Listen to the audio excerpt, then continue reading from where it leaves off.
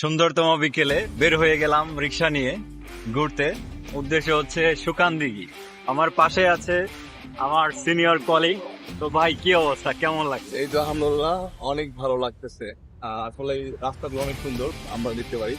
আর ভালোই সুন্দর। আসলে আমরা যে আমরা একটা স্ট্রেসফুল জবে থাকি, আসলে এখান থেকে একটু মেন্টাল রিল্যাক্সের জন্য এরকম আমাদের মনে হয় মাঝে মধ্যে কোথাও একটু দূরে যাওয়া উচিত।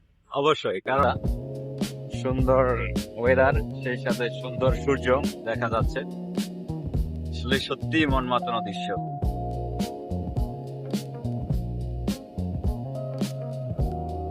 গান গাইতে গাইতে চলিলাম সেই সুন্দর সুকান দিঘির উদ্দেশ্যে।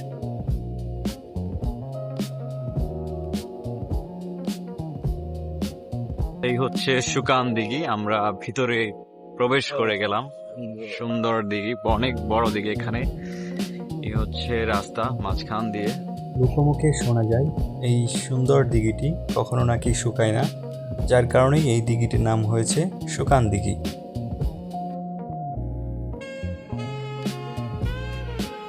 রাইট নাও এখন আমি আছি সুকান দিঘিতে। আমার পাশেই যে সুন্দরতম দিঘিটি দেখতে পাচ্ছেন, এটা হচ্ছে সুকান দিঘি। এই দিঘিটি হচ্ছে আপনার লালমনিরহাট সদর থেকে 6 কিলোমিটার দূরে, কুকন্ডা ইউনিয়নে। তখনকার দিনে মিথিলার রাজা এই সুকান দিঘিটি মূলত খনন করেছিল প্রজাদের পানি কষ্টের জন্য।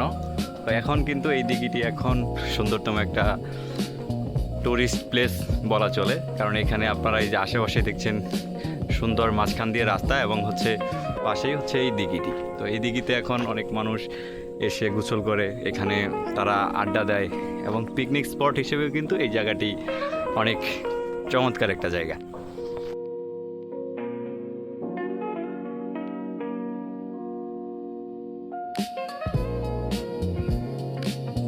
এখানে সুন্দর বসার জায়গাও আছে, দোলনা আছে এখানে, সুন্দর গাছ, এবং পাশেই আছে বসার জায়গা। এবং ওইদিকেও আপনি আরো ভিতর দিকে যখন যাবেন তখন দেখতে পারবেন এখানে আরো অনেক বসার জায়গা আছে।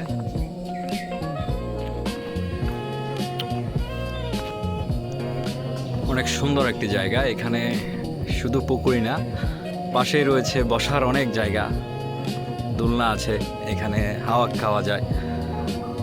এবং ভিতর দিয়েও রাস্তাগুলো অনেক সুন্দর, অনেক রাস্তা মাঝখান দিয়ে, পাশে হচ্ছে গাছ।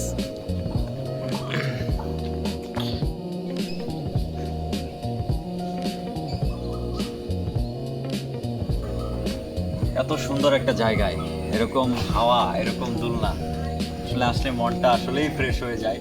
অনেক ভালো লাগতেছে। এভাবেই দোল খেতে চাই সব সময়, বারবার আসতে চাই। ওয়াও, কত রিল্যাক্স।